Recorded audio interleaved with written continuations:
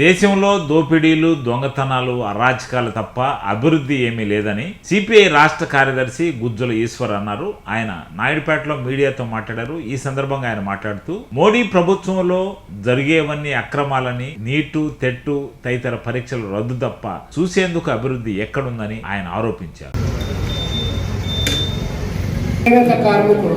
ఇట్లా మనకు మహాసభలంటే మహాసభలాగా దేశంలో చాలా దారుణమైనటువంటి పరిస్థితులు కొనసాగుతూ ఉన్నాయి. దేశానికి రక్షణగా నిలుస్తామని చెప్పి ప్రకటించినటువంటి బీజేపీ ఎన్డీఏ ప్రభుత్వం ఈరోజు జరుగుతున్న పరిణామాలను బట్టి చూస్తే అది ఎక్కడ కూడా తన యొక్క బాధ్యతను నిర్వర్తించడం లేదనేటువంటిది స్పష్టమవుతా ఉంది. ముఖ్యంగా రామాలయంలో, అయోధ్య రామాలయంలో 200 కోట్ల రూపాయలు దొంగతనం జరిగితే చోరీ చేసినటువంటి వాళ్ళు ఎవరు అని నిర్ధారణ చేయకుండా ఈరోజు పాలక ప్రభుత్వం నరేంద్ర మోడీ గారి నాయకత్వంలో, యోగి ఆదిత్యనాథ్ గారి నాయకత్వంలో పనిచేయడం అనేటువంటిది దుర్మార్గకరమైన విషయం. ముఖ్యంగా 200 కోట్లు నష్టం జరిగింది. అదేవిధంగా ఎల్కే అద్వానీ గారు బ్రతికి ఉన్నటువంటి సందర్భంలో అయోధ్యలో రామాలయాన్ని నిర్మిస్తా ఉన్నాం, మీరంతా కూడా డబ్బులు పట్టుకోండి, ఇటుకలు పట్టుకోండి అని చెప్పి వారు పిలిపిస్తే 1400 కోట్ల రూపాయలు డబ్బులు పట్టుకొని వచ్చారు. దాన్ని ఈరోజు ఉన్నటువంటి ఇన్ఫ్లమేషన్తో మనము అడిగితే 1,67,000 కోట్లు దాన్ని వాల్యూ అవుతుంది. అలాంటి దానికి కూడా లెక్క పక్కా లేనటువంటిది, రసీదులు కూడా లేనటువంటిది.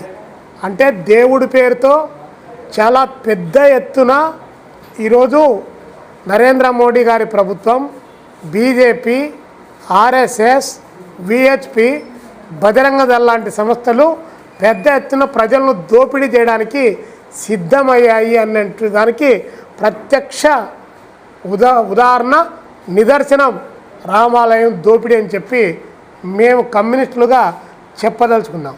రోజుల్లో 70 సార్లు 200 కోట్ల రూపాయలు దొంగతనం జరిగిందని చెప్పి అక్కడే ఉన్నటువంటి సాధు సంతులు ప్రకటించి దాని వాల్యూ కడితే ఈరోజు యోగి ఆదిత్యనాథ్ గారు, ఎన్డీఏ ప్రభుత్వము, వాట్సాప్ యూనివర్సిటీలోని బత్తాయి గాళ్ళంతా కలిసి ఇది హిందూ ధర్మం పైన జరుగుతున్నటువంటి దాడి అని చెప్పి బుకాయించడానికి ప్రయత్నిస్తున్నారు.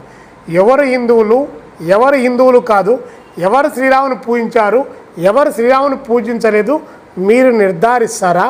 మీరు దొంగతనానికి పాల్పడ్డారు, డబ్బులు మీ ఏలుబడిలో పోయాయి. మీరు ప్రధానమంత్రి గారు అయోధ్య రామాలయాన్ని నేను చాలా గట్టిగా కట్టానని చెప్పి వారు నియమించిన ట్రస్టీ సభ్యులే అక్కడ ఉన్నారు. కాబట్టి బాధ్యత ఎవరు వహించాలి? దొంగతనం జరిగిందంటే దొంగతనాన్ని గురించి కాకుండా దానికి హిందూ ధర్మం అని చెప్పి చెప్తా ఉన్నారు.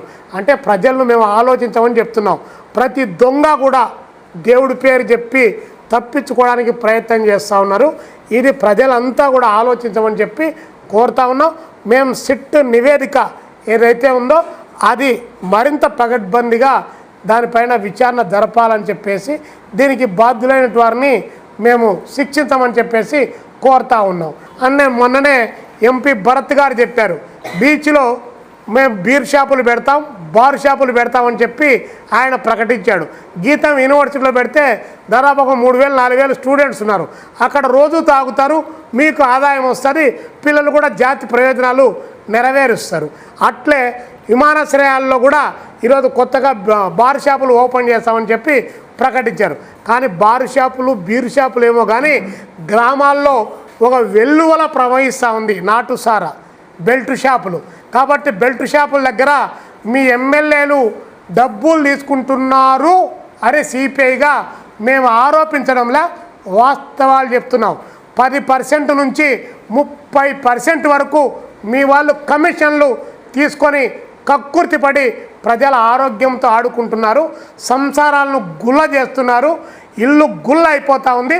కానీ మీకు ఆర్థిక ఆదాయం కావాలి, మీరు ఇచ్చేటువంటి తప్పుడు వాగ్దానాలు, మీరు 3 విమానాలు వేసుకొని తిరగడానికి ఖర్చులు, మీ ప్రచార ప్రటోపాలకు ప్రజల దగ్గర నుంచి డబ్బులు కావాలి. కాబట్టి ఇంత పెద్ద ఎత్తున ప్రజా ఆరోగ్యాన్ని తాకట్టు పెట్టి బెల్ట్ షాపులకు లైసెన్సులు మంజూరు చేస్తారా?